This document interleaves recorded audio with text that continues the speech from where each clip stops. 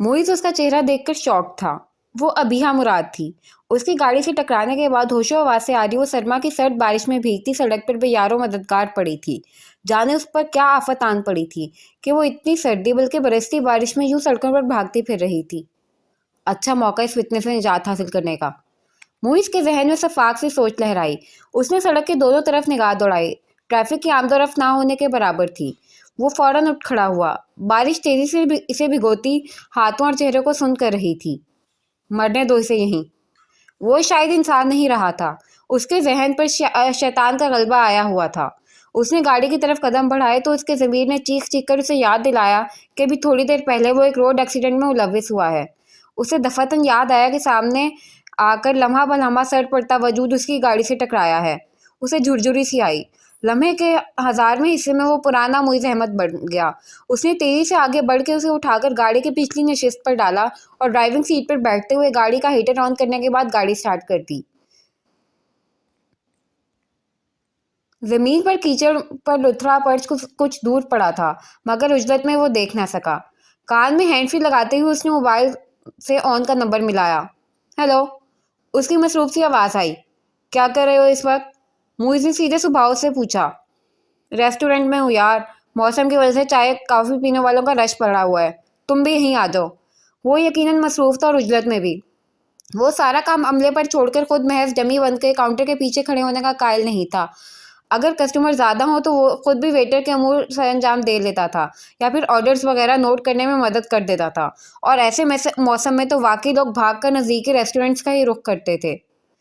Customers को छोड़ो यार, मुझे तुम्हारी हेल्प चाहिए। फ़ौरन निकलो रेस्टोरेंट से। मुइज़ ने तेज़ लहजे में कहा। ओ यार, मेरे वालिद साहब को जानता नहीं है तू। रेस्टोरेंट से निकला तो घर से निकाल देंगे। वो चलते फिरते उसकी कॉल अटेंड कर रहा था। सीरियसली, मेरी बात सुनो ऑन। मेरी गाड़ी से एक एक्सीडेंट हो गया है। कोई लड़की है और मैं इसे लेकर अस्पताल की तरफ जा रहा हूँ। मुइज़ ने दांत पीसते हुए कहा। दूसरी तरफ से उसे यकीनन करंट लगा था। क्यों और कैसे के चक्कर में पड़े बगैर वो तेजी से बोला। कौन से अस्पताल जा रहे हो? अपनी लोकेशन बताओ, मैं फ़ौरन निकल रहा हूँ। मुइज़ ने उसे अपने करीब तरीन अस्पताल का नाम बता दिया। डोंट वरी, मैं जल्द अज जल्द पहुँच रहा हूँ। और ने कहा तो राब्ता मुनक़ता करके वो लब भींचे विंड स्क्रीन के पार देखने लगा। वो शऊरी तौर पर कोशिश कर रहा था कि पिछली नशिस्त पर लेटी अबिया मुराद के बारे में ना सोचे। अस्पताल के खुले गेट से वो गाड़ी अंदर ले आया था।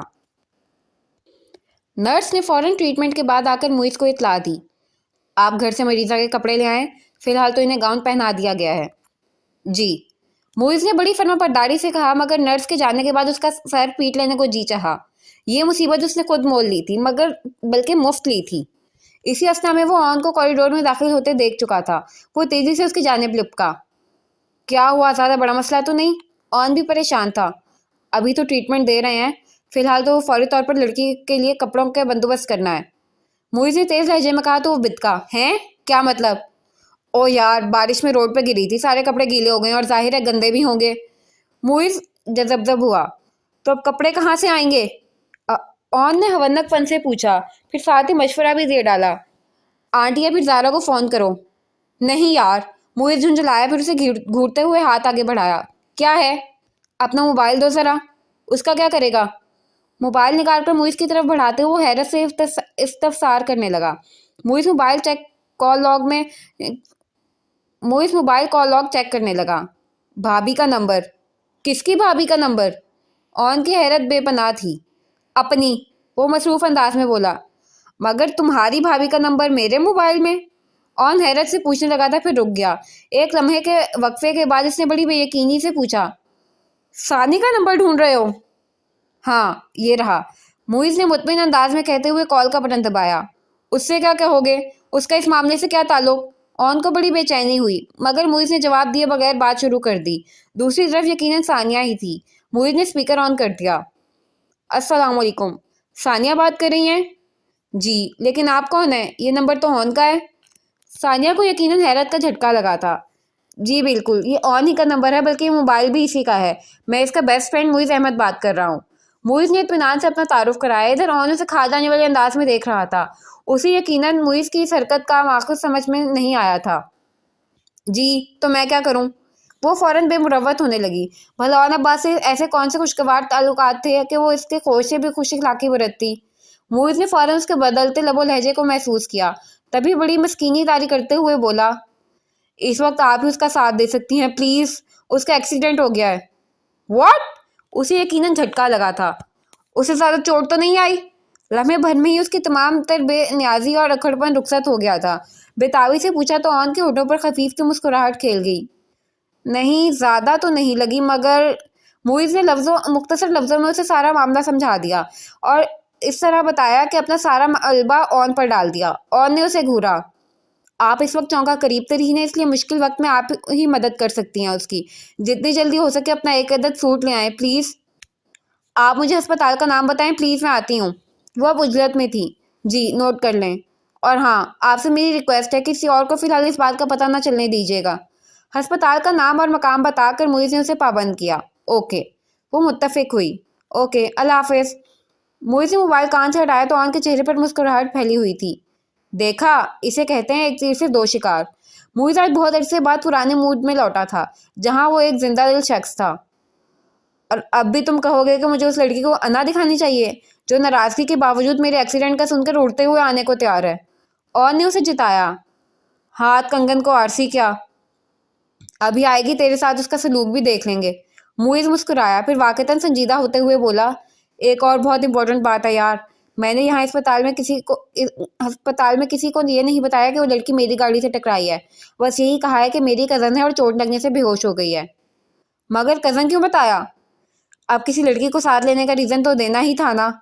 मुइज़ हकीकत उस वक्त उलझा हुआ था और जहनी परांगदी का शिकार था, इसलिए जो भी जहन में आया वो ही कह गया। और ने सर हिला दिया। सानिया जल्द ही अस्पताल पहुंच गई थी। वो आ रही है। और ने ज़ेरे लब उसे इतला दी और बेंच से टेक लगाकर निढाल सा अंदाज अपना लिया। मुइज़ ने देखा, सीगिन ट्राउज़र पर लॉन्ग स्वेटर और गलम शॉल ओढ़े वो बहुत जाज़िबे नज़र लड़की थी। उनके करीब आते वो कीनन बेंच पर आंखें मूंदे टेक लगाए बैठे ऑन को देख चुकी थी। इसलिए मुइज़ के आगे बढ़ के सलाम करने पर उसने सलाम का जवाब दिया और साथ ही एक शॉपिंग बैग भी उसकी तरफ बढ़ाया। थैंक यू, मैं स्टाफ को देकर आता हूँ, आप बैठें प्लीज़। मुइज़ ने ममनून होते हुए शॉपर थामकर सानिया से कहा और तेज़ी से आगे बढ़ गया।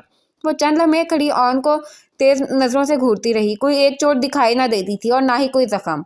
उसके नज़रों की काट ही से कसमसा कर ऑन ने आंखें खोली और मस्कीन अंदाज में बोला, कम से कम हाल ही पूछ लो। हाल तो उस बेचारी का पूछना होगा जो डॉक्टर्स के रहमो करम पे पड़ी है अंदर। सानिया ने तंज किया। उसका इशारा बिहा की तरफ था। आई स्वेयर, इस एक्सीडेंट में मेरी कोई गलती नहीं है, वो पिचालगी से बोला। मुइज़ झूठ बोलकर उसे फंसा चुका था, वरना वो साफ बता देता कि उस लड़की के कत्ल से मुइज़ अहमद बाल बाल बचा था, ना कि ऑन अब्बास। मगर सच्ची यारी सब पे भारी। बहरहाल, मेरे एक्सीडेंट का सुनकर परेशान होने का शुक्रिया। वो उठ खड़ा हुआ। उसके होंठों पर जिताने वाली हल्की सी मुस्कुराहट थी। सानिया ने दायां आईब्रो खफीफ सा उठाकर जैसे उसकी खुशफहमी पर हैरत का इजहार किया, फिर गोया उसकी तस्दीक करते हुए बोली, mind you mister on Abbas, मुझे उस लड़की की फिक्र थी जो अंदर डॉक्टर की कस्टडी में पड़ी है। उसका अंदाज भी जिताने वाला था। करीब आते मुइज़ के होंठों पर महसूस होने वाली मुस्कुराहट फैल गई थी। उसने तसल्ली देने वाले अंदाज में ऑन के शाने पर हाथ रखा।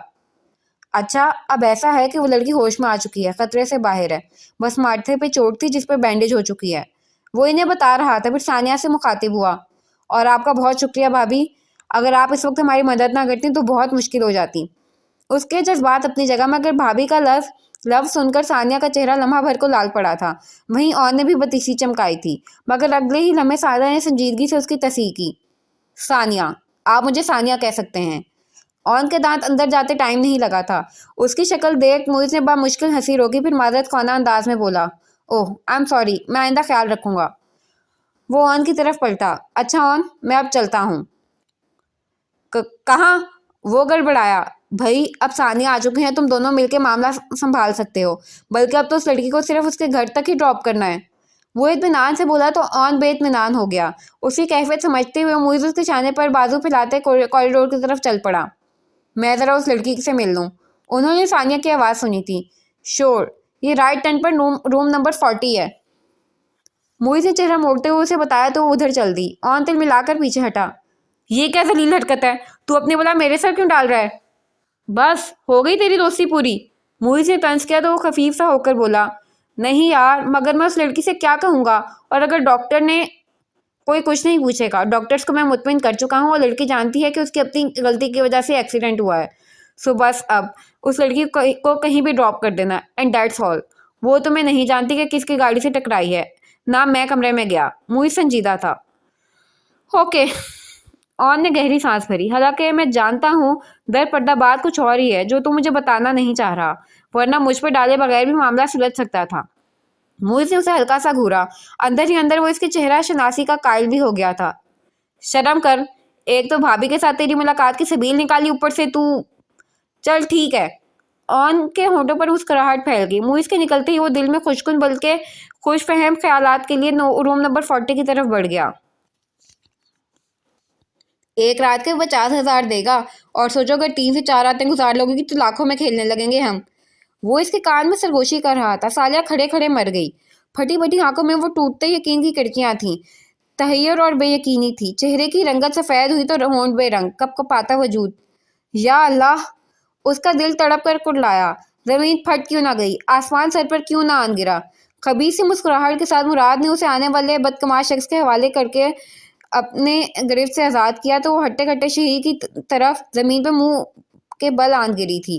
لمحہ بھر کو تو مراد اور وہ شخص بھی ہکا بکا رہ گئے. سالیہ. مراد تیزی سے آگے بڑھا اور نیچے بیٹھ کر سالیہ کا وجود سیدھا کیا. منہ کے بل گرنے کی وجہ سے اس کی ناک سے خون جاری تھا. اوہ نو. وہ حواس میں نہ تھی. مراد نے جلدی سے اسے بازو میں اٹھاتے ہوئے چیخ کر اس آدمی سے کہا، گاڑی سٹارٹ کرو، اسپتال لے کے جانا پڑے گا. وہ دونوں باہر کی طرف دوڑے. سالیہ ہوش میں آ گئی مگر اسے جیسے چپ سی لگ گئی تھی. ٹکر ٹکر سب کو دیکھتی. مراد کو دیکھ کر مگر یوں ٹوٹ کر ہوش میں آئی کہ چیخ چیخ کر آسمان سر پر اٹھا لیا. گلے میں خراشیں ڈالیں. سٹاف نرس نے مراد کو کمرے سے باہر نکال دیا اور ڈاکٹر کو بلا لائی. مسکن انجیکشن کے بعد وہ کچھ پرسکون ہوئی اور پھر نیند کی وادی میں اتر گئی. مراد ساری ہمدردی بھول کر باہر کھڑا اسے گندی گالیوں سے نواز رہا تھا. ڈاکٹر نے اسے اپنے پاس بلایا. تم شوہر ہو مریضہ کے؟ اکھڑ لہجے میں ڈاکٹر نے اینک کے اوپر سے جھانکتے ہوئے استفسار کیا تو وہ گڑبڑا سا گیا. جی. خیال رکھا کرو اس کا، خون کی کمی اور خوراک کے بھی. باپ بننے والے ہو تم، اسے ذہنی سکون دو، مگر تمہاری وہ شکل نہیں دیکھنا چاہ رہی. دوائیوں کا لمبا سا پرچہ تیار کرتے ہوئے کچھ نہ کہتے ہوئے ڈاکٹر نے اسے سب کچھ کہہ دیا تھا. مراد فرما برداری سے سر ہلاتا سنتا رہا مگر گھر آ کے اس نے سالیہ کو دھنک کے رکھ دیا.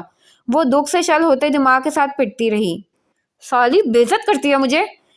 وہ اس کی ماں بہن ایک کرتا کف اڑاتا اپنی عزت کو لے کر فکر مند تھا. اپنی بیوی کو دوسروں کے آگے پیش کرنے والا عزت دار. شادی سے پہلے بھی تو یارانوں کا چسکا تھا نا تجھے. منگیتر کے ہوتے ہوئے مجھ سے یاری لگائی، اب میرے یار کو خوش کرنے کی باری ہے تو پاک باز بن رہی ہے. قیامت آ گئی تھی. خوفناک گڑگڑاہٹ سالیہ کی سماعتیں پھاڑ رہی تھی. پہاڑ دھنکی ہوئی روح کی طرح اڑ رہے تھے مگر نہیں. سالیہ کو ایک یکلخت حقیقت کا خوفناک ادراک ہوا. یہ جیتی جی بھولنے والا عذاب نہ تھا جو مرتے دم تک اسے سہنا تھا.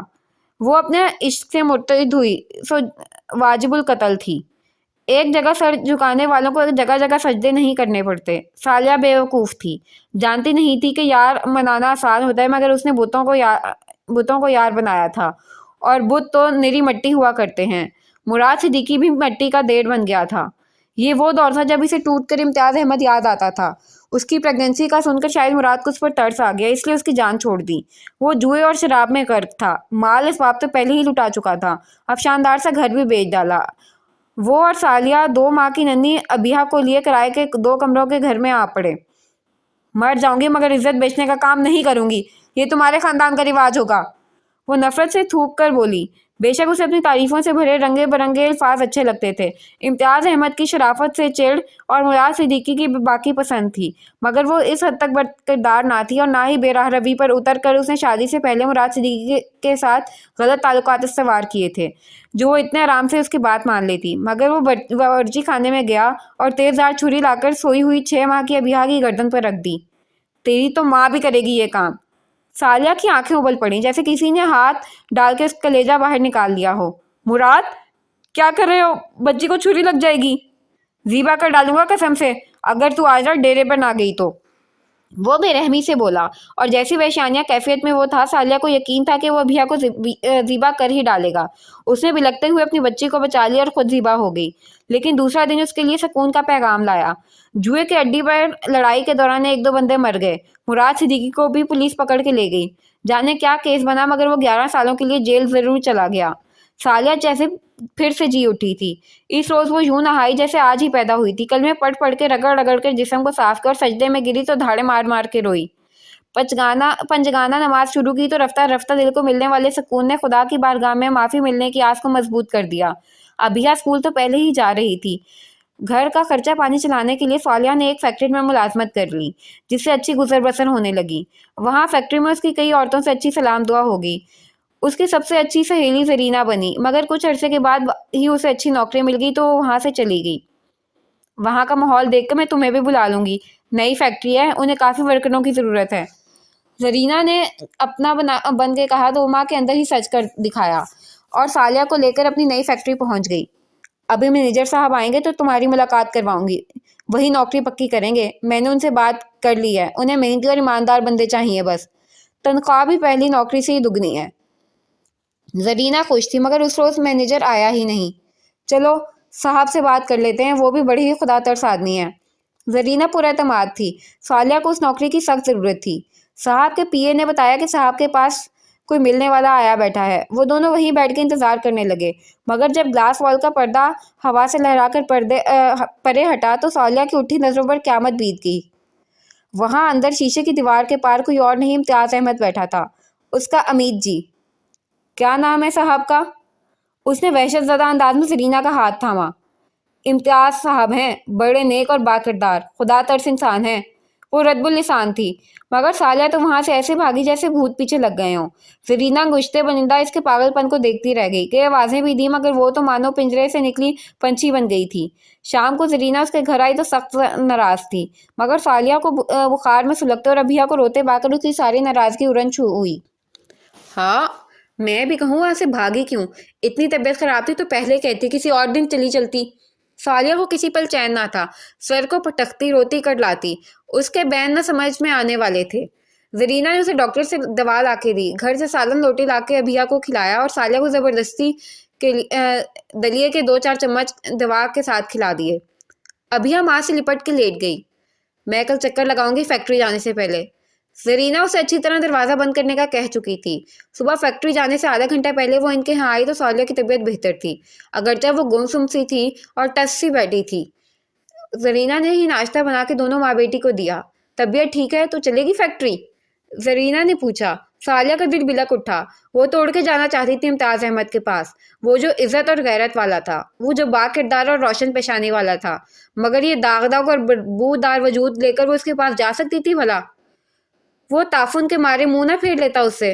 مجھے اپنی فیکٹری کا کارڈ دے دو، جب میری مرضی ہوگی تو چکر لگا لوں گی۔ سالیہ نے بمشکل کہا۔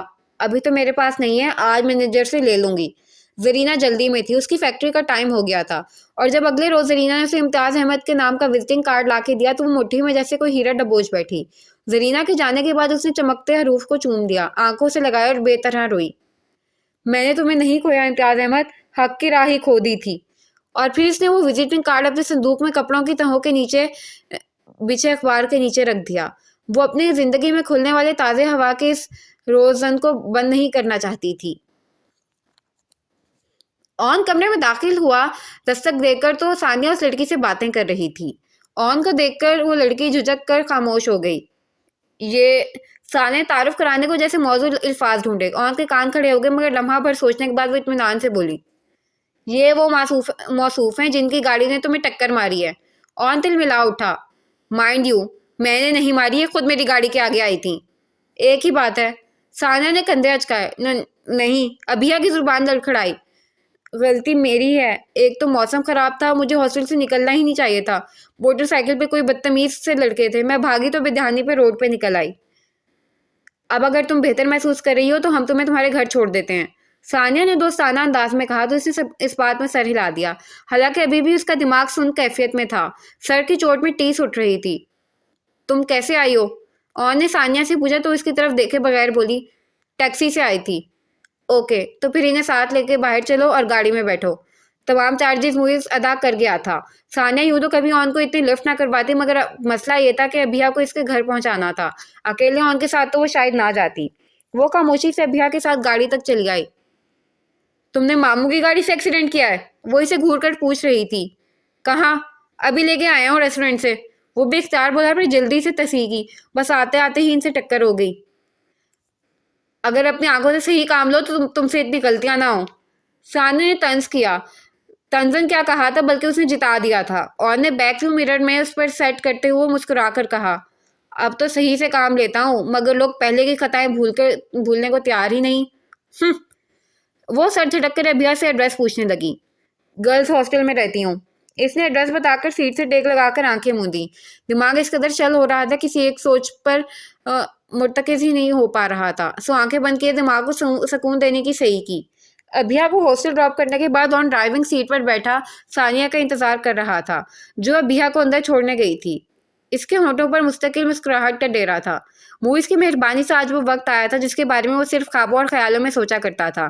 ثانیہ ہاسٹل کے گیٹ سے باہر آئی تو وہ گاڑی سٹارٹ کرنے لگا، مگر وہ گاڑی میں بیٹھنے کی بجائے سڑک پر نظریں دوڑانے لگی۔ آن نے کھڑکی سے منہ نکالا۔ آؤ نا، کیا دیکھ رہی ہو؟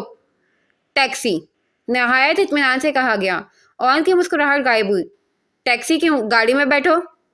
میں ٹیکسی میں ہی آئی تھی، تمہارے ساتھ آنا تو مجبوری تھی۔ اس کا انداز صفا چٹ تھا، وہ منتیں کروانے کے موڈ میں تھی، اور آن جی جان سے منتیں کرنے کے موڈ میں۔ کم آن ثانی، یار اب غصہ جانے بھی دو۔ کیسا غصہ؟ مجھے تو کوئی غصہ نہیں ہے، وہ نارمل انداز میں بولی۔ تو پھر ناراض کیوں ہو مجھ سے؟ آن نے بچوں کی طرح پوچھا۔ میں کیوں ناراض ہونے لگی؟ ہر انسان کو اپنی مرضی سے زندگی جینے کا حق ہوتا ہے، تم اپنے فیصلے کرنے میں آزاد ہو۔ اس نے شانے اچکائے۔ آن نے نظر بھر کے اسے دیکھا۔ وہ بہت خوبصورت نہیں تھی، مگر اس کا اعتماد اور ذات کا تفاخر اسے بہت جاذب نظر بناتا تھا۔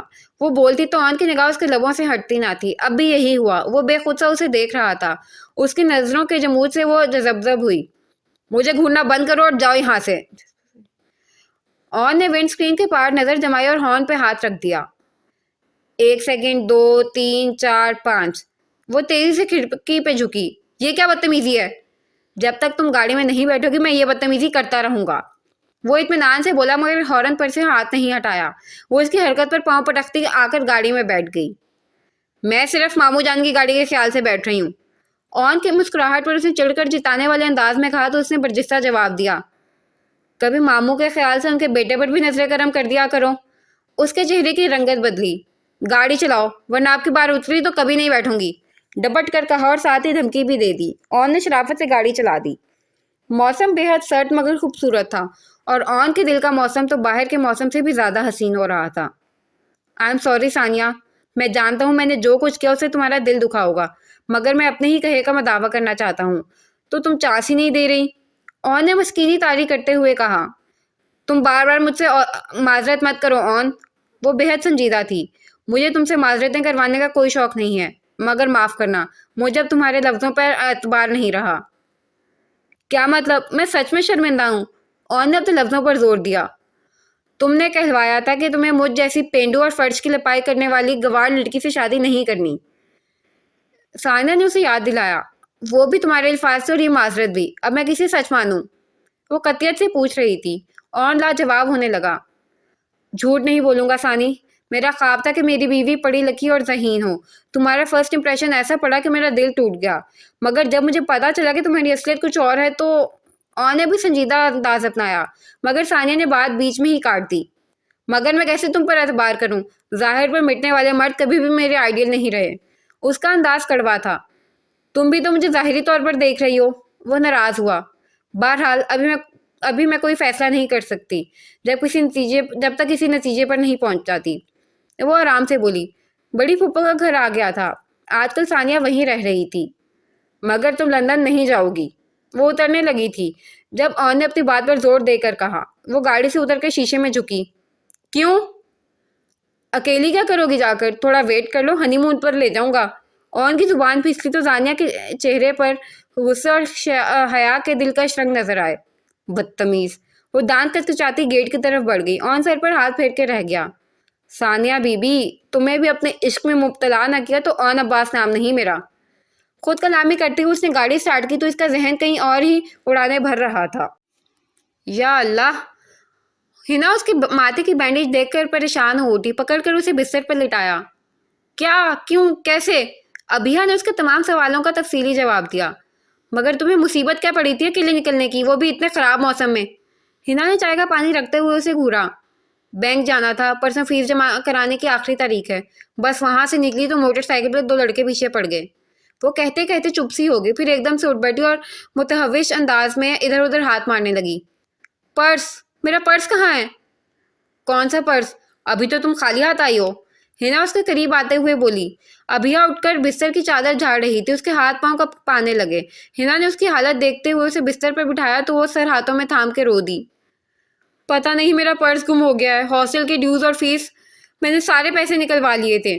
ہنا نے تعصب سے اسے دیکھا۔ بیگ لے کے جاتی، اس میں پرس رکھتی۔ تمہیں پتا تو ہے یہاں سے بینک کتنا نزدیک ہے، مجھے تو وہم میں بھی نہیں تھا کہ ایسا ہوگا۔ جب میں گاڑی سے ٹکرائی تو میرا پرس میرے پاس ہی تھا۔ اس کے بعد میں ہوش میں آئی تو ہسپتال میں تھی۔ اس کے آنسو مسلسل بہہ رہے تھے۔ لاسٹ سیمسٹر کی فیس اور ہاسٹل کی ڈیوز ادا کرنے بہت ضروری تھے اور آج ہی وہ بینک سے اس ماہ کی ساری رقم نکلوا لائی تھی۔ رو مت بیا، کچھ سوچتے ہیں، ہنا نے اسے تسلی دی، پھر بولی۔ کوئی دھوکے باز ہی ہوں گے جن کی گاڑی سے ایکسیڈنٹ ہوا ہے، انہوں ہی تمہارا پرس اڑایا ہوگا۔ ایسے لگ تو نہیں رہے تھے وہ بے بسی سے بولی، پھر سہمے ہوئے انداز میں پوچھنے لگی۔ ہنا، اب کیا ہوگا؟ سارے پیسے چلے گئے۔ تو گھر سے اور منگوا لو، بلکہ اپنے پاپا کو اپنے ایکسیڈنٹ کے متعلق انفارم کرو گی تو فوراً ہی پیسے بھجوا دیں گے۔ ہنا نے چٹکی بجائی اور جا کے چائے بنانے لگی۔ ابیہ پر تو جیسے چھوٹی موٹی سی قیامت ہی ٹوٹ پڑی تھی۔ اس دن والے واقعے کے بعد وہ تہیہ کر چکی تھی کہ اب خود سے کبھی امتیاز احمد سے رابطہ نہ کرے گی، مگر قسمت اسے پھر اسی موڑ پر لے آئی تھی۔ یہ سالیہ ہی جانتی تھی کیسے اس نے اپنے روتے کڑلاتے دل کو سنبھالا تھا۔ اس کا جی چاہا امتیاز احمد کے سامنے بھکارن بن کر کھڑی ہو جائے اور اس کا رد عمل دیکھے۔ اسی سوچ کے تحت وہ کئی بار اس کی فیکٹری گئی۔ شہر کے آخری کونے تک جانے میں اس کے سینکڑوں روپے خرچ ہوتے، کبھی وہ آدھا راستہ پیدل طے کرتی اور آدھا رکشے پر، مگر امتیاز احمد پر نگاہ پڑتے ہی وہ چادر سے منہ ڈھانپ لیتی۔ وہ ویسا ہی تمکنت اور وجیح تھا، چہرے پر عجیب سا حزن اور گہری سنجیدگی کی چھاپ۔ زرینہ نے کہا تھا صاحب بہت باکردار ہیں۔ سالیہ جانتی تھی وہ واقعی باکردار ہے، اور یہ اس کے کردار کی حیا ہی تھی جو سالیہ اس کے سامنے آنے سے روکتی تھی۔ کیا بتاؤں گی اسے، یہ بدن کی عمارت کیسے کھنڈر بن گئی ہے؟ مرنا چاہوں گی مراد صدیقی کی بدکرداری کی داستان سناتے ہوئے۔ وہ کیا سوچے گا، اسے کتنا دکھ ہوگا یہ جان کر کہ ترازو کے دوسرے پلڑے میں اس کے مقابل جو شخص کبھی سالیہ کو وزنی لگا تھا وہ کردار کا کتنا ہلکا نکلا۔ وہ پوچھے گا، سالیہ تم مجھے اس مرد کے مقابلے میں دھتکار کر چلی گئی تھی، تو کیا جواب ہوگا میرے پاس؟ وہ کوٹ زدہ فقیرنی کی طرح فٹ پاتھ پہ گھٹنوں کے گرد بازو لپیٹتے ہانپتی رہتی، مگر امتیاز احمد کے سامنے جانے کی ہمت نہ پڑتی۔ وہ دن رات میں ایک بار لازمی امتیاز احمد کا وزٹنگ کارڈ نکال کے دیکھتی۔ اس پر چھپا امتیاز احمد کا نام اور فون نمبر اسے حفظ ہو چکے تھے، مگر وہ پھر بھی روزانہ وہ کارڈ نکال کے دیکھتی، پڑھتی، چومتی اور آنکھوں سے نکالتی۔ یہ وہ نعمت تھی جو اسے خود ٹھکرا دی تھی، اور نعمتوں کو ٹھکرانے والے خود بہت بار ٹھکرائے جاتے ہیں۔ وہ اندر ہی اندر جانے کون کون سے روگ لگا بیٹھی۔ دل کے آس پاس اٹھنے والا ہلکا پھلکا درد کبھی کبھی سے خوفزدہ کر دیتا، مگر اس کے پاس ٹیسٹ کرانے کے لیے رقم نہ تھی۔ زندگی کی گاڑی بس چلتی رہی۔ ہاں، مگر اس میں امتیاز احمد نامی ایک درس پیدا ہو گئی تھی، جہاں سے آنے والی ہوا بہت سبک اور تر و تازہ تھی۔ ابیہ کی پریشانی حد سے سوا تھی۔ وارڈن نے ہاسٹل کی فیس جمع کروانے کے لیے تو اسے 1 ہفتے کی مہلت دے دی تھی، مگر کالج کی فیس جمع کرانا تو لازمی تھا، ورنہ اسے ایگزام میں بیٹھنے کی اجازت نہ ملتی۔ آئی ایم سوری بیا، تمہیں تو پتا ہے میں اپنی پاکٹ منی کیسے اڑاتی ہوں، اور ممی پاپا یہاں ہے نہیں، بھائی سے بھی کوئی رابطہ نہیں، ورنہ میں ہی کچھ کر دیتی۔ ہنا شرمندہ تھی۔ اگر وہ حواس میں ہوتی تو اس کے لنگڑے جھولے جھوٹ پکڑ لیتی، مگر اس وقت اسے صرف کالج فیس کی فکر تھی۔ صرف 2 دن ہے نا، مجھے ہر حال میں ایگزامس میں بیٹھنا ہے، وہ بھینچے لہجے میں بولی۔ تم چاہو تو میں اپنے انکل سے مدد مانگ سکتی ہوں، میرے چچا، تم گئی تو تھی ان کے ساتھ میرے ہاں؟ ہنا نے آفر کی، اگر تم خود ان سے بات کرو تو فوراً ہی تمہاری مدد کر دیں گے۔ ابیہ کو عجیب سے ماحول والا گھر اور ہنا کے چچا یاد آئے تو اس نے نفی میں سر ہلایا۔ نہیں، میں گھر فون کر کے دیکھتی ہوں۔ وہ کمرے سے نکل گئی۔ ہنا کے ہونٹوں پر عجیب سی مسکراہٹ پھیلی ہوئی تھی۔ وہ گھر پہنچا تو سفینہ کو روتے ہوئے پایا۔ اظہار اسی کو کال کر رہا تھا۔ ابو کی طبیعت خراب ہو گئی ہے۔ امتیاز احمد کو ہارٹ اٹیک آیا تھا۔ دونوں بھائیوں نے فوری طور پر انہیں گاڑی میں ڈالا اور شہر کے بہترین ہسپتال میں لے آئے۔ امتیاز احمد کو ICU میں لے جایا گیا۔ سفینہ اور زارا کو وہ ساتھ نہیں لائے تھے، مگر سفینہ موبائل فون پر مسلسل اظہار سے رابطے میں تھیں۔ آپ گھر پر ہی رہیں اور دعا کریں، یہاں آئیں گے تو ہم بھی ڈسٹرب ہوں گے۔ موئز نے انہیں سختی سے روکا تھا۔ فوری ٹریٹمنٹ سے امتیاز احمد کی حالت کچھ سنبھلی، مگر ابھی بھی ان کی حالت خطرے سے باہر نہ تھی۔ دونوں بھائی جیسے ادموئے ہو گئے تھے۔ باپ کی اہمیت تو اپنی جگہ مسلم تھی، مگر آج امتیاز احمد ہاتھوں سے جاتے ہوئے محسوس ہوئے تو پتہ چلا کہ وہ تو دل تھے، دل کی دھڑکن تھے، ان کی سانس تھے، وہ تو ان کی پوری زندگی تھے، اور زندگی دور جانے لگے تو کیسا محسوس ہوتا ہے۔ وہ دونوں بھی اسی کیفیت میں تھے۔ پچھلے 6 گھنٹوں سے ایک پاؤں پہ کھڑے باپ کی ایک نظر کی متلاشی، خدا جانے کیا ہونے والا تھا۔ امتیاز احمد کا نمبر ڈائل کر کے ابھیا کی انگلی تھک گئی، مگر شاید وہ آفس سے نکل چکے تھے۔ اس نے اپنے موبائل سے ان کا موبائل نمبر ملایا۔ اس سے پہلے وہ ان کا موبائل نمبر ٹرائی کرتی ہی رہی تھی، مگر مسلسل بیل جانے کے باوجود انہوں نے کال اٹینڈ نہ کی تھی۔ ابھیا کا دل جیسے بند ہونے کو تھا، اس سال امتحان میں نہ بیٹھنا، مگر 1 سال اور، جبکہ اسے جلد سے جلد تعلیم مکمل کر کے اپنے پیروں پہ کھڑے ہونا تھا۔ اس کے آنسو بہہ نکلے۔ اسی وقت کسی نے کال اٹینڈ کی۔ ہیلو؟ کسی عورت کی آواز پر گھبرا کر ابھیا نے لائن کاٹ دی۔ شاید سفینہ یا زارا میں سے کسی نے کال ریسیو کی تھی۔ یا اللہ رحم کر دے، وہ بھی بس تھی، خدا کو پکار سکتی تھی تو سو پکارے گئی۔ 18 گھنٹوں کے بعد امتیاز احمد کو کمرے میں شفٹ کر دیا گیا۔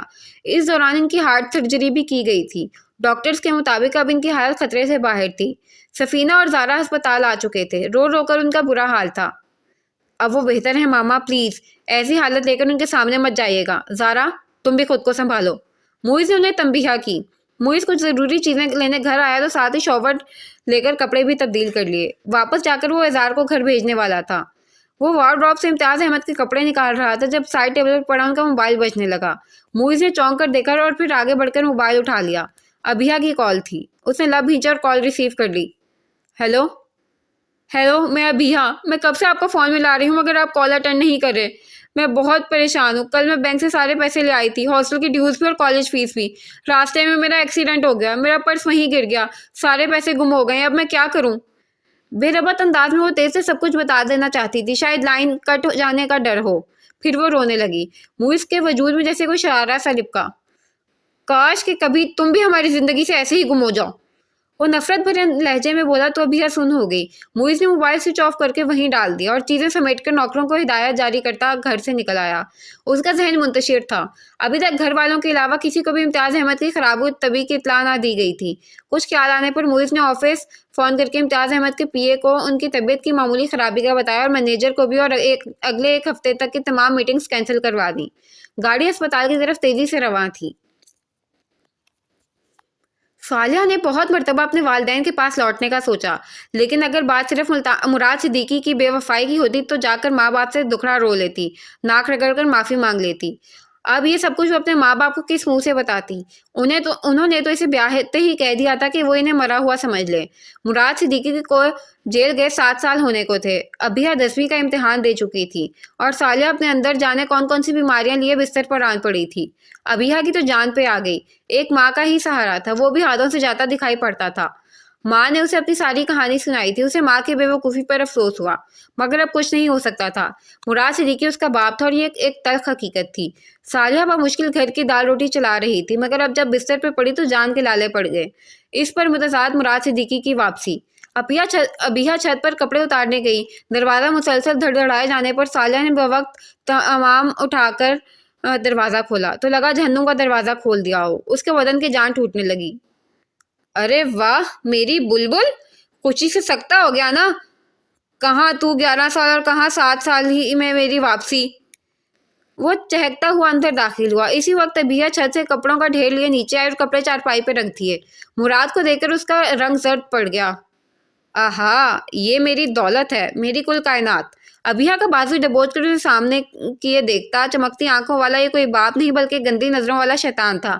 صالحہ کے کمزور وجود میں جیسے بجلی سی دوڑ گئی۔ اس نے لپک کر ابھیا کا بازو چھڑایا۔ جاؤ، جا کے باپ کے لیے پانی لے کے آؤ۔ ابھیا خوفزدہ ہرنی کی طرح سے وہاں سے بھاگی۔ ٹھیک سے دیکھنے تو دیتی، بالکل تیری طرح قیامت نکلی ہے یہ بھی، وہ کہہ رہا تھا۔ صالحہ کا دل جیسے کسی نے کچل ڈالا۔ اس کا جی چاہا مراد صدیقی کے منہ پر تھوک دے، وہ جو اپنی بیٹی پر شفقت کی بجائے شیطانیت بھری نظر ڈال رہا تھا۔ تجھے کیا ہو گیا الو کی پٹھی؟ صالحہ کی آنکھیں بھر آئیں، راہ بھٹکنے کی کیسی کڑی سزا پائی تھی اس نے۔ مراد کو افسوس ہوا، کمائی کا بڑا ذریعہ ہاتھوں سے نکل گیا۔ اس کے ابھی بھی وہی رنگ ڈھنگ تھے، آتے ہی شراب اور جوا شروع۔ صالحہ مرنے کو تھی مگر پوری جان لڑا کے چوکندی ہو کر بیٹی کی حفاظت کرتی۔ مراد کو دوسرے کمرے میں سلا کر خود ساتھ والے کمرے میں ابھیا کے ساتھ کنڈے لگا کے ایک ہی بستر پر سوتی۔ اسے مراد پر اعتبار نہ تھا، وہ غلاظت کے کسی بھی گھڑے میں گر سکتا تھا۔ پھر وہ وقت آیا جس سے صالحہ ڈرتی تھی۔ مراد کا کسی سے جھگڑا ہو گیا اور وہ جھگڑا گھر تک آ پہنچا۔ 10 لاکھ جوئے میں آ رہا ہے یہ، اور جیب سے پھوٹی کوڑی نہیں نکال رہا۔ کف اڑاتا شخص اور ساتھ میں مراد کو قابو کیے اس شخص کے ہواری بھی تھے۔ مراد کا سارا نشہ ہرن ہو چکا تھا۔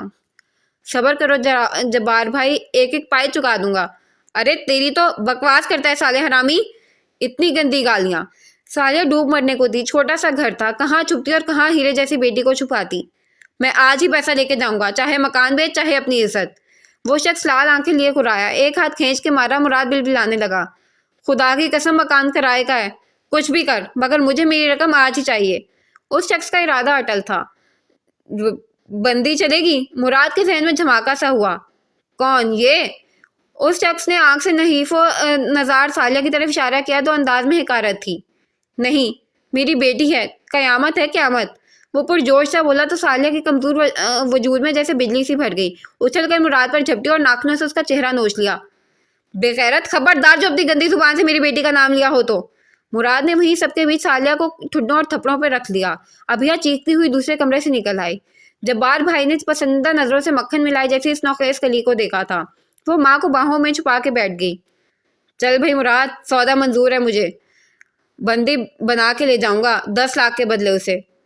اس کی نظریں ابھیا سے گویا چپک ہی گئی تھی۔ مرتی ہوئی صالحہ تڑپ اٹھی۔ میں دوں گی 10 لاکھ، مجھے بس 2 دن کی مہلت دو، میں 10 لاکھ دوں گی۔ جبار بھائی کے لیے آفر بھی پرکشش تھی، مگر تیسرے دن تیری اس مکھن ملائی کو اٹھا لے جاؤں گا میں، وہ خبیث ہنسی کے ساتھ بولا۔ صالحہ اس کے آگے ہاتھ جوڑتی آنسو بہاتی رہی، مگر بہرحال وہ اسے 2 دن کی مہلت دے گیا تھا۔ مراد صدیقی حیرت میں تھا۔ کہاں دبا کے رکھا ہے خزانہ؟ کیا میرے پیچھے بھی دھندا کرتی رہی ہے؟ میں امتیاز احمد کو بلاؤں گی۔ وہ ایک نئی ہمت کے ساتھ اٹھی۔ امتیاز احمد کون؟ وہ بھول چکا تھا۔ صالحہ کے دل میں ٹیس سے اٹھی۔ جب آئے گا تو دیکھ لینا، وہ پیسے دے گا، مگر اس کے بعد تیرا نہ مجھ سے کوئی تعلق ہوگا نہ میری بیٹی سے۔ وہ کرختی سے بولا۔ ہاں تو ٹھیک ہے، 5 لاکھ مجھے بھی نکلوا دے، پھر میری شکل بھی نہیں دیکھے گی تو۔ وہ واقعی بے غیرت تھا، شیطان تھا۔ صالحہ نے لرزتے کپکپاتے ہاتھوں سے امتیاز احمد کا نمبر ملایا، جو اب تک اس کے دل پر نقش ہو چکا تھا۔ ہیلو؟ یہ امتیاز احمد کا لہجہ تھا، اس کے امید جی کی آواز تھی۔ صالحہ سسکیوں کے ساتھ رونے لگی۔ وہ پریشان ہو گیا۔ کون بات کر رہا ہے؟ ہیلو؟ میں صالحہ، بد کردار، وہ بولی تو دل کو لایا۔ دوسری طرف امتیاز کو جیسے چپ لگ گئی، وہ یقیناً شوق میں تھا۔ مجھے تمہاری ضرورت ہے امتیاز احمد، تم آج ابھی اسی وقت میرے گھر آ جاؤ۔ وہ رو رہی تھی، بلک رہی تھی۔ امتیاز تو ویسے ہی اس کے لیے موم تھا، کیوں نہ پگھلتا۔ اگلے 2 گھنٹوں میں وہ اس کے مقابل تھا۔ صالحہ کو دیکھ کر اس کی آنکھیں حیرت و بے یقینی سے پھٹ گئیں۔ اچھا، تو پرانے منگیتر کو بلایا ہے تو نے؟ مراد صدیقی ہنستا ہوا چھت سے نیچے اترا تھا، مگر وہ دونوں اس کی طرف متوجہ ہی کہاں تھے۔ صالحہ، یہ تم ہو؟ وہ بے یقین تھا۔ وہ سونے چاندی جیسی لڑکی، اور کہاں یہ بد رنگا پتیل۔ مجھے صالحہ مت کہو امتیاز احمد، صالحہ تو کب کی مر چکی ہے، تم سے جدا ہوتے ہی مر گئی تھی وہ۔ صالحہ بلک کے روئی تھی۔ امتیاز احمد کو بہت کچھ اندیکھا اور انسنا بھی سمجھ میں آ گیا تھا۔ باقی صالحہ نے اسے بتایا، ہاتھ جوڑے۔ میری بیٹی جوئے پہ لگ گئی ہے امتیاز، میں تو نہ بچ سکی مگر اسے بچا لو۔ میں دوں گا 15 لاکھ۔ امتیاز نے مزید کچھ نہ سنا۔ تم لوگ میرے ساتھ چلو گے؟ ارے ایسے کیسے؟ نہ محرم کے ہاتھ اپنی بیٹی سونپ دوں؟ یوں نہیں بھیجوں گا میں اسے۔ مراد بہت غیرت مند باپ بن کے چیخا، مستقل کمائی کا ذریعہ جو ہاتھ سے نکل رہا تھا۔ امتیاز احمد، نکاح کر لو میری بیٹی سے۔ صالحہ کی سانسیں تنگ پڑ رہی تھیں۔ امتیاز احمد یک تک اسے دیکھ رہا تھا، پھر اس کی آنکھوں میں آنسو بھر آئے۔ وہ رو پڑا۔ ہاں، نکاح کر کے لے جاؤں گا۔ وہ سرگوشی میں بولا تو صالحہ کا چہرہ تمتما اٹھا۔ صالحہ نے تفکرانہ نظروں سے مراد کو دیکھا۔ امتیاز احمد موبائل لیے اپنے بیٹے کو فوری طور پر 15 لاکھ روپے لے کر وہاں پہنچنے کا کہہ رہے تھے۔ اسی شام 15 لاکھ کی ادائیگی ہوئی، نکاح کی سنت ادا کی گئی، اور امتیاز احمد اپنے ساتھ ابھیا کو لے کر سیدھے ہوٹل میں گئے۔ وہ 2 دن اسے وہاں رکھا اور اس کا ایڈمیشن کالج میں کروایا۔ رہائش کے لیے گرلز ہاسٹل تھا، اور تب سے اب تک یہ سلسلہ جاری و ساری تھا۔ 2 دن بعد ہی انہیں سالیہ کے مرنے کی خبر ملی. ابھیا کے لیے واپسی کا آخری در بھی بند ہو گیا تھا. امتیاز احمد کی حالت پہلے سے اب کافی بہتر تھی، مگر پھر بھی پتہ نہیں کیوں موئز کے دل کو عجیب سا دھڑکا لگا ہوا تھا. ابھی سفینہ اور زارا آنے والی تھی اور وہ امتیاز احمد کے پاس اکیلا تھا. بزنس بہت ڈاؤن جا رہا ہے، آپ جلدی سے ٹھیک ہو جائیں، ویسے آرام کرنے کا یہ طریقہ کچھ زیادہ کامیاب نہیں رہا. وہ انہیں بہلا رہا تھا. میں بہت تھک گیا ہوں موئز، اب تم کاروبار سنبھالو. مجھے لگتا ہے میرے مستقل آرام کے دن آ گئے ہیں، وہ عجیب سے لہجے میں کہتے موئز کے دل کو خدشات سے بوجھل کر کے. ہرگز نہیں، آپ جلدی سے ٹھیک ہوں اور اپنے مسئلوں سے خود نپٹیں، میں یہ درد سر نہیں لینے والا. موئز نے ان کا دھیان بٹانے کے لیے گویا ڈپٹ کر کہا. موئز، وہ بے بسی سے اسے دیکھنے لگے تو ان کی آنکھوں میں نمی تھی. موئز بھجکا کر رہ گیا. اپنی جگہ سے اٹھ کر تیزی سے ان پر جھکا، ان کا ہاتھ تھام لیا. وہ صدمے کی کیفیت میں گر گیا تھا. ابو، بی بریو، اب بالکل ٹھیک ہیں آپ. موئز، میرا وجدان کہتا ہے کہ میرے پاس بہت وقت نہیں ہے، وہ ٹوٹے ہوئے لہجے میں کہنے لگے تھے. موئز جذباتی ہو کر انہیں ٹوک گیا. خدا آپ کو تندرستی دے ابو. مجھے کہنے دو موئز، میری سانسیں تنگ پڑ رہی ہیں، مگر ابھیا کا خیال مجھے سونے نہیں دیتا. وہ شدید دکھ کے حصار میں تھے. اپنے ہاتھ کی گرفت میں موئز نے ان کا ہاتھ لرزتا محسوس کیا. میں نے وصیت میں کچھ تبدیلیاں کی ہیں موئز، وکیل سے ملو گے تو وہ تمہیں سمجھا دے گا، مگر تم سے میں ایک وعدہ چاہتا ہوں. ان کے لب و لہجے میں کچھ ایسا تھا کہ اندر داخل ہوتے ہی سفینہ ادھر ہی ٹھٹک گئی. میں چاہتا ہوں کہ ابھیا در در کی ٹھوکریں نہ کھائے، وہ سالیہ کی نشانی ہے موئز. کیا تم میری آخری خواہش سمجھ کر اسے میرے گھر میں مقام نہیں دلاؤ گے؟ وہ بڑی آس سے پوچھ رہے تھے. موئز کا دل جیسے کوئی شکنجے میں جکڑنے لگا. انہیں بہلانا چاہا. آپ ٹھیک ہو جائیں ابو، پھر اس موضوع پر بات کر لیں گے. نہیں موئز، وہ سالیہ کے مرنے کے بعد بالکل اکیلی ہو گئی ہے، اور وہ اکیلی اس دنیا میں کہاں ٹھوکریں کھاتی پھرے گی. تبھی تو سالیہ نے مجبور ہو کر اسے میرے نکاح میں دینے جیسا بے جوڑ فیصلہ کیا تھا. میں اس نکاح کو نبھانا چاہتا ہوں موئز. اگر میری زندگی میں ابھیا رخصت ہو کر گھر میں آ جائے تو سالیہ کی تصویر مجھے اپنے آس پاس چلتی نظر آئے تو شاید آخری سانسیں آسان ہو جائیں. موئز کنک سا سن رہا تھا، اور ادھ کھلے دروازے کے باہر کھڑی سفینہ آج برسوں کے بعد ہوا میں معلق تھیں. ان کی رنگت سفید پڑ گئی. ابھیا کا ذہن بالکل سن تھا. نہ تو ہاسٹل کے واجبات ادا ہوئے تھے اور نہ ہی ایگزامز کی فیس جمع ہو سکی تھی. وہ 2 دن تڑپتی رہی مگر کوئی سبیل نہ ملی. ہنا نے اس کی مجبوری دیکھی، مگر وہ بیچاری خود بہت مجبور تھی، سو وہ منہ زبان ہی بس ہمدردی کرتی رہی. امتیاز احمد کے آفس کا فون پی اے نے اٹینڈ کیا اور ان کی بیماری کی خبر سنا دی. موبائل ان کا آف تھا اور ان کے علاوہ کسی اور کو جانتی نہ تھی شہر میں. وہ بالکل لٹی پٹی بیٹھی تھی. فیس جمع کرانے کی آخری تاریخ گزر چکی تھی اور آج ہاسٹل میں اس کا آخری دن تھا. وہ رو رو کر تھک چکی تھی، اور اب جبکہ ہر آس ہر امید ختم ہو چکی تھی تو وہ شل ہوتے دماغ کے ساتھ ٹھس سی بیٹھی تھی. ہنا نے گہری سانس بھر کے اٹھتے ہوئے ابھیا کے کپڑے نکال کے بیگ میں رکھنا شروع کر دیے. اپنے کپڑے وہ پہلے ہی پیک کر چکی تھی. بس اب تم میرے ساتھ میرے گھر چل رہی ہو. اس نے فارغ ہو کر ابھیا کے پاس بیٹھتے ہوئے اطمینان سے کہا تو وہ خالی کھلی نظروں سے دیکھنے لگی اسے. بھول جاؤ سب رشتوں کو ابھیا، یہ سب دنیا دکھاوا ہے. تم دیکھنا میں کیسے اپنی دوستی نبھاتی ہوں. ہنا کی آنکھوں میں عجیب سی چمک اور ہونٹوں پر کامیابی کی مسکراہٹ تھی. اگر ابھیا حواس میں ہوتی تو کم از کم ہنا پر اعتبار کر کے ہاسٹل سے نہ نکلتی. وہ دونوں ٹیکسی سے اتر کر ہنا کی شاندار سی کوٹھی کے اندر داخل ہوئے تو اندر سے نکلتا شخص ان دونوں کو دیکھ کے ٹھٹکا. سیفی! ہنا زور سے چلائی. ابھیا نے بے ساختہ ان کی طرف دیکھا. ہنا بھاگ کے سیفی سے لپٹ گئی. ابھیا کو دفعتاً احساس ہوا کہ اس نے ہنا کے ساتھ آ کر اچھا نہیں کیا.